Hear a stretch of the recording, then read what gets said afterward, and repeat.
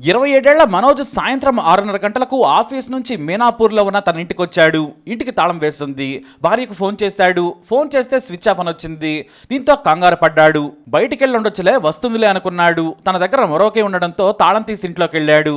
ఇంట్లో ఏదో వాసన వస్తూ ఉంది. ఎలుకగానే చచ్చిందా అనుకుని కిటికీలన్నీ తెరిచాడు. ఆ తర్వాత బయటకు వచ్చి వాసన పోయే వరకు నిలుచుందాములే అనుకున్నాడు. అయితే పక్కనే డాబా మీదకు వెళ్లే మెట్ల వైపు చూడగా వరుసగా రక్తపు చుక్కలు కనిపించాయి. ఏంటా అని చూస్తూ పైకెళ్లాడు మనోజ్. డాబా మీద రక్తపు మరకలున్నాయి. దీంతో కంగారు పడ్డాడు.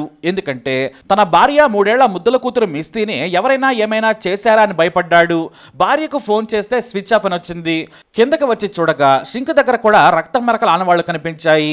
దీంతో వెంటనే దగ్గరలోని పోలీస్ స్టేషన్కి వెళ్లి ఫిర్యాదు చేశాడు మనోజ్. ఫోరెన్సిక్ టీంతో పాటు పోలీసులు వచ్చారు. రక్తపు మరకలను తేల్చారు. కానీ ఎవరి రక్తపు మరకలని మనోజ్కు భయం వేసింది. ఇద్దరిని ఎవరైనా చంపేసి మృతదేహాలను తీసుకెళ్లారని భయపడ్డాడు. పోలీసులు డాబా మీదకి వెళ్లి చూడగా ఇంటి వెనక ఖాళీగా ఉన్న ఓ ఫ్లాట్ లో రెడ్ కలర్ ట్రాలీ బ్యాగ్ కనిపించింది. మనోజ్ ని పిలిచి అడిగారు పోలీసులు. ఆ బ్యాగ్ ను చూపించగానే అది మాదే సార్ అన్నాడు. పోలీసులు వెళ్లి బ్యాగ్ ను ఓపెన్ చేయగా 3 ఏళ్ల చిన్నారి దారుణంగా హత్యకు గురై కనిపించింది. దీంతో మనోజ్ అక్కడికక్కడే కుప్పకూలిపోయాడు. తాను 3 రోజుల క్రితం తెచ్చిన కొత్త ఫ్రాక్ వేసుకుని కూతురు ఫోటోలను ఉదయమే ఫోన్లో తీసుకుని మురిసిపోయాడు మనోజ్. కానీ సాయంత్రం ఇంటికి వచ్చేసరికి శవమై కనిపించడంతో తల్లడిల్లిపోయాడు. ప్రతిరోజు ఆఫీస్ నుంచి ఇంటికి వస్తుంటే డోర్ దగ్గర నవ్వుతో ఎదురు చూసే తన బంగారు తల్లి ఇక లేదా అని రోధించాడు. కానీ నా కూతురిని ఎవరు చంపారు, నా భార్యకు కూడా ఏమైందా అని టెన్షన్ పడ్డాడు.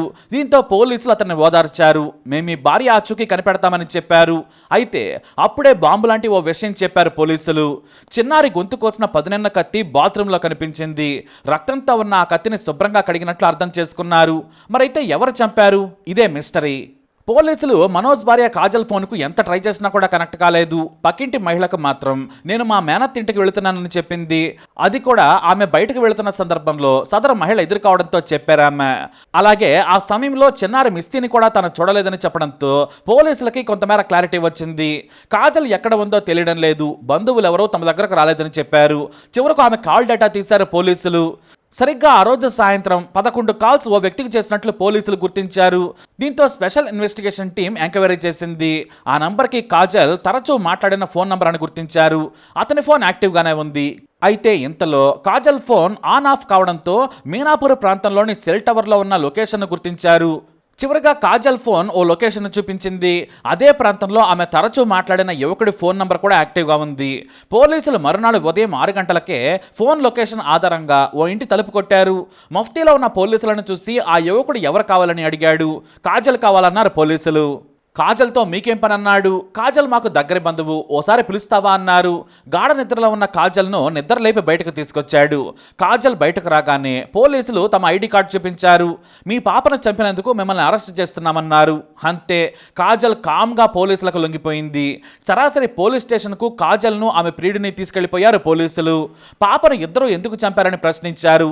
కాజల్ ప్రియుడు మాత్రం అసలు కాజల్ పాప చనిపోయిందన్న విషయమే నాకు తెలియదు, తన భర్త దగ్గర వదిలేసి వచ్చానని నాకు చెప్పిందని చెప్పాడు. అసలేం జరిగిందని పోలీసులు విచారించారు. మనోజ్ని పెళ్లి చేసుకున్న తర్వాత మీనాపూర్కి వచ్చింది కాజల్. ఆ సమయంలోనే ఆమెకు తన మాజీ కాలేజ్ ప్రియుడు కలిశాడు. అంతే, వాళ్ళిద్దరూ మళ్ళీ దగ్గరయ్యారు. వాస్తవానికి ఇద్దరూ పెళ్లి చేసుకోవాలనుకున్నా కూడా కులాలు వేరు కావడంతో తమ పెద్దలు ఒప్పుకోరని పెళ్లి చేసుకోలేదు. అయితే పెళ్లి తర్వాత కాజల్ గర్భవతి అయింది. పాప పుట్టిన తర్వాత మళ్ళీ తన ప్రియుడితో సంబంధాన్ని కొనసాగించింది. భర్త మనోజ్ బయటకు వెళ్ళగానే తమ బంధువుల దగ్గరకు వెళుతున్నానని ప్రియుడి దగ్గరికి వెళ్ళిపోయేది. లేదంటే ప్రియుడిని ఇంటికి పిలిపించుకుని ఎంజాయ్ చేసేది. మరోవైపు తన కూతురు మిస్తీ అంటే కాజల్ భర్త మనోజ్కి ప్రాణం. తన భార్య ఎలాంటి పనికి మాలనదని ఏనాడు కూడా అనుమానించలేదు. అయితే చివరకు కాజల్ ఆమె ప్రియుడు కలిసి జీవించాలనుకున్నారు. ఇటు ఆమె ప్రియుడు కూడా తనతో వచ్చేయమన్నాడు. అయితే ఓ షరతు పెట్టాడు. నీ కూతురిని మాత్రం నీ భర్త దగ్గరే వదిలేసి రావాలి. నీ కూతురుతో వస్తానంటే మాత్రం నేను నిన్ను పెళ్లి చేసుకోనని చెప్పాడు. దీంతో ఆమె కన్ఫ్యూజ్ అయిపోయింది. తన కూతురిని భర్త దగ్గర వదిలేయాలా, లేదంటే ఎక్కడైనా అనాథాశ్రమంలో విడిచి వెళ్లాలా అని చాలా రోజులు ఆలోచించింది. కానీ ఆమె భర్త దగ్గర కూతురిని వదిలేద్దని మాత్రం డిసైడ్ అయిపోయింది. ఎందుకంటే భర్త కూతురుని చూసుకొని చాలా సంతోషంగా ఉంటాడు. అది ఆమెకు నచ్చలేదు. తాను లేచిపోతే భర్త కూడా బాధపడాలి. అది జరగాలంటే కూతురిని భర్తకు దక్కనివ్వద్దనుకుంది. ఆ సమయంలోనే తనకిష్టమైన క్రైమ్ పెట్రోల్ చూస్తూ ఉంది. అప్పుడే ఓ నిజమైన హత్యను సినిమాటిక్గా చెబుతూ చూపిస్తున్నారు. సరిగ్గా అదే ప్లాన్ను అమలు చేయాలనుకుంది కాజల్. తనకు ఎంతో ఇష్టమైన ముద్దుల కూతురును పైకి వెళ్ళి ఆడుకుందాం పద అంటూ తీసుకెళ్ళింది. చిన్నారి మిస్తి తల్లి పిలవగానే గంతేస్తూ బుడిబుడి అడుగులేసుకుంటూ పైకెళ్ళింది పాపం. ఆ వెంటనే స్టోర్ రూమ్ కోసం నిర్మించిన గది పక్కనే చిన్నారిని కూర్చోబెట్టి వెనుక నుంచి పదునైన కత్తితో గొంతు కోసింది. అంతే, చిన్నారి విలవలలాడుతూ చనిపోయింది. చనిపోగానే సూట్ కేసు తీసుకొచ్చి శవానందులో కుక్కింది. ఆ తర్వాత ఇంటి వెనుక ఉన్న చెట్ల పొదల్లోకి విసిరేసింది. ఆ ఖాళీ ఫ్లాట్లోకి జనం ఎవరో వెళ్లరు. దీంతో తన హత్య బయటపడదలే అనుకుంది కాజల్. ఆ తర్వాత అదే కత్తి పట్టుకొని కిందికొచ్చింది. తన డ్రెస్కు అంటిన రక్తపు మరకలు మెట్ల పైన పడ్డాయి. కత్తిని వాష్రూమ్లోకి తీసుకెళ్లి కడిగింది. ఆ తర్వాత బకెట్లో నీటితో పైన రక్తపు మరకలను శుభ్రం చేసే ప్రయత్నం చేసింది. ఆ నీటిని బాత్రూంలోనే పోసింది. అయితే హత్య తర్వాత కంగారు పెరిగింది. తన భర్త వస్తే ఇక్కడే దొరికిపోతానని తాళం వేసి బయటికి వేగంగా తన ప్రియుడి దగ్గరికి వెళ్ళిపోయింది. అంతకు ముందే తాను వస్తున్నానని పలుమార్లు చెప్పింది. అయితే చిన్నారిని చంపానని ప్రియుడికి చెబితే తనను దగ్గరకు రానివ్వడని భయంతో ఆమె చెప్పలేదు. మా మేనత్త ఇంటి దగ్గర ఉంచి వచ్చానని చెప్పింది. ఆ తర్వాత రాత్రి మొత్తం ప్రియుడితో కృషి చేసుకుంది. కనీసం తన కన్న కూతురిని చంపేశానన్న బాధ కాదు కదా, మానవత్వం కూడా లేకుండా ప్రియుడితో శృంగారంలో ఎంజాయ్ చేసింది నీచురాలు. తన ప్రియుడితో జీవితాన్ని ఎంజాయ్ చేయాలనుకుంది. అయితే తన కూతురు హత్యలో ప్రియుడి హస్తం లేదని చెప్పింది కాజల్. తానే క్రైమ్ పెట్రోల్ చూసి చంపానని చాలా కూల్గా చెప్పింది నీచురాలు. దీంతో తన భార్య ఎంతటి నీచురాలో తెలిసి మనోజ్ ఎంతో బాధపడ్డాడు. కనీసం తన కూతురుని ప్రాణంతో వదిలేసి వెళ్ళినా కూడా తాను హాయిగా పెంచుకునేవాడినని కన్నీరు మున్నీరయ్యాడు.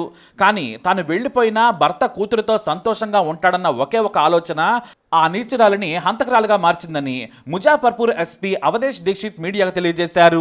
స్పెషల్ టీం ఇంకా విచారణ చేస్తుంది. ప్రస్తుతానికి చిన్నారి హత్యలో కాజల్ ప్రియుడి హస్తం ఉన్నట్లు ఆధారాలు లేవని పోలీసులు మీడియాకు తెలియజేశారు. ఇక కాజల్ ప్రియుడు కూడా ఆమె చెప్పిన విషయాన్నే చెప్పాడు. తాము కలిసి బ్రతకాలనుకున్నాం. నేను కాజల్ కూతురుని వదిలేసి మాత్రమే రమ్మన్నాను, కానీ హత్య చేసి రమ్మని చెప్పలేదు. ఆమె హత్య చేసి వచ్చానని కూడా చెప్పినా నేను ఇంట్లో కూడా రాణించేవాడని కాదని పోలీసులకు చెప్పాడు ఆమె ప్రియుడు. ఆమె భర్త ఇంట్లో చిన్నారిని వదిలేసి వస్తానని చెప్పింది. ఆ తర్వాత మేనత్త ఇంట్లో దిగబెట్టి వచ్చాను. ఎవరో లేకుంటే పాప ఏడుస్తుందన్న కారణంతో మా ఆంటీ ఇంట్లో వదిలేశానని చెప్పిందన్నాడు. గత 2 ఏళ్లుగా తాము రిలేషన్లో ఉన్నాం. ఆమె భర్తకు తెలియకుండా కలుసుకుంటున్నామని చెప్పాడు. అలాగే చిన్నారిని వదిలేసి వచ్చిన తర్వాత కూడా ఆమె ఎలాంటి బాధ చూపించలేదు.